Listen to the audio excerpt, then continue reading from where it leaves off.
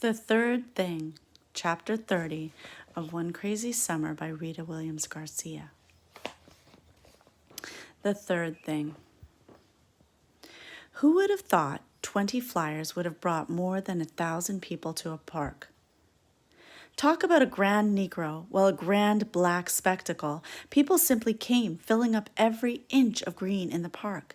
Some even climbed oak trees and perched in branches for a good spot.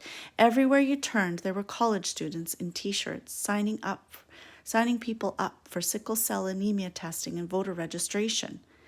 Black Panthers from around the country, in sky blue T-shirts with pictures of Black Panthers on them, stood tall patrolling the park. Policemen also stood tall, holding on to their wooden clubs. And yet I wasn't afraid, I was excited. You see, Sister Makambu said, waving her bangled arm like a wand over the hundreds of people, maybe 1,000. I feel ashamed of the pride I take in ironing crease extra sharp. Ironing a sharp crease is a job well done. Bringing people to this rally was magic that had you soaring above trees.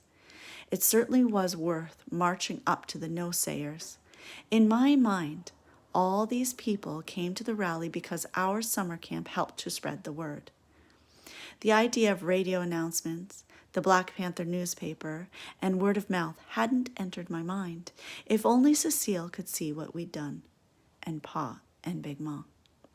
They put the young people's presentations on first, before all of the speeches and the musicians and the adult poets. Our play was awkward, with Sister Pat following us around with the microphone, but we continued on as if we'd rehearsed it that way. The first time Janice Angton heard her voice boom out over all those loudspeakers, she jumped back. She soon overcame her amplified voice and proved a bigger hand than Vanetta on her showiest and crowiest days. Janice brandished her silver-capped gun at us tired and scared runaway slaves more than Sister Pat's script had called for. All I knew was the crowd liked it, and that was enough for Harriet Tubman, who proclaimed, "Either you want to be free or you want to be scared slaves." She was supposed to have said, "I haven't lost a passenger yet." The crowd went crazy, and Janice soaked it up. Eunice kicked her sister the way I sometimes had to put Vanetta in her place. It worked.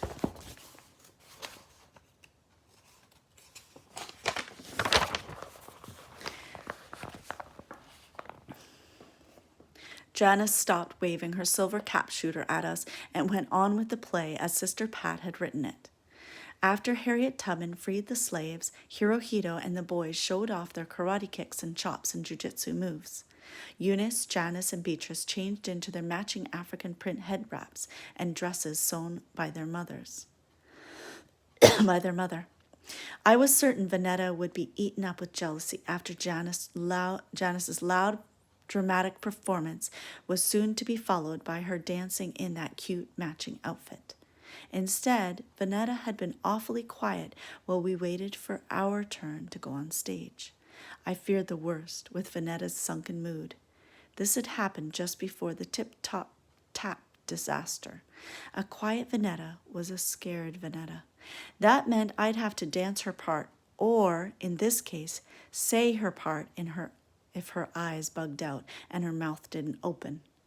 Then afterward, I'd have to there for her for the next 2 weeks. "Vanetta, are you ready?" She nodded. If I didn't make her talk, we were doomed. "What's that, Vanetta?" Another nod. Now I was mad. Mad because this was the same Vanetta who had stubbornly wanted to sing "Dry Your Eyes" before all of these people. This was the same Vanetta who had recited "We Real Cool" until it drove Cecile to a cussing fit. This was Vanetta who had said, "We should do this poem." And as usual, I would have to go out there and finish the mess Vanetta had started. "Vanetta, don't make me kick you." "Better not," she said. Good, at least her mouth opened and 2 words came out. "And I'm ready, for your information." "I'm ready," Fern piped up. "I'm ready like Freddie. I'm ready and steady. I know a boy in my class named Eddie Larson, but Larson don't go with ready and steady." Then she barked, "Orf, orf." Vanetta and I looked at each other, then at Fern. Vanetta said, Fern, what are you talking about? Fern smiled and sang, I saw something. Then she clapped it out like we were still on the East Bay bus. The karate boys had run off the platform while the crowd still cheered. I hadn't been paying attention because I was worried about Vanetta, but when Hirohito ran over, I said, that was real neat. Sister Pat pushed us to the stage, and we marched out before all those people. Vanetta was supposed to introduce us and say the name of our poem and that our mother wrote it, but I could see her eyes growing big and her face ashen. I whispered the two things I knew that would get her going. I said, Hirohito's watching, and Janice hopes you trip.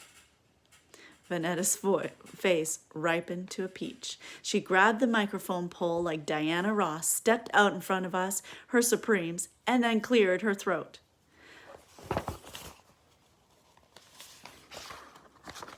I birthed a nation.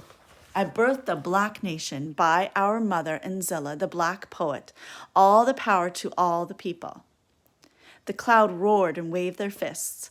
Maybe they carried on because she was a little girl making big sounds. Maybe they cheered for Nzilla, who is now a known political prisoner. To Vanetta, they cheered for her, and she was set to show and crow. Vanetta. I birthed a black nation from my womb, black creation, spilled forth to be stolen, shackled, dispersed. Then me. I dispatched black warriors, raged against unjust barriers to find the black and strong had fallen, divided, deceived, overcome. Fern. Black oceans separate us, tortured cries, songs of black greatness still echo in my canal. Vanetta, Fern, and me. Hear the reverberation of a stolen black nation, forever lost to foreign shores where thieves do not atone, and Mother Africa cannot be consoled. All that was missing was Cecile to see and hear us recite her poem. I'm sure she wouldn't have appreciated Vanetta sprinkling black into her poem like pepper, but the crowd loved it and we went along.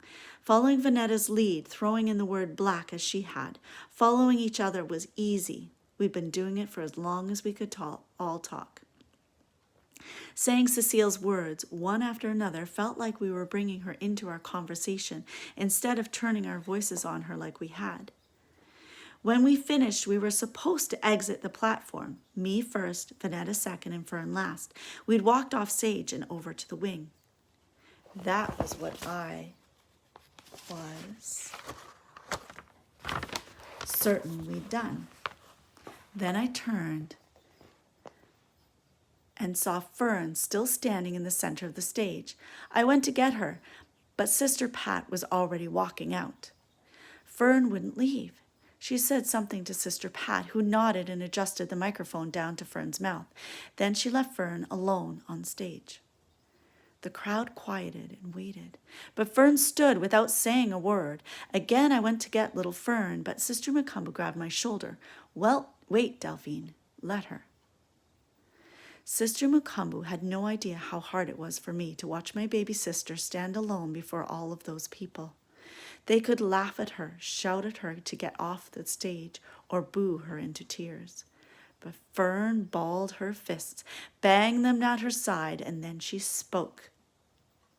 My mother calls me little girl, but this is a poem by Fern Gaither, not little girl. This is a poem for Crazy Calvin. It's called A Pat on the Back for a Good Puppy. She cleared her throat.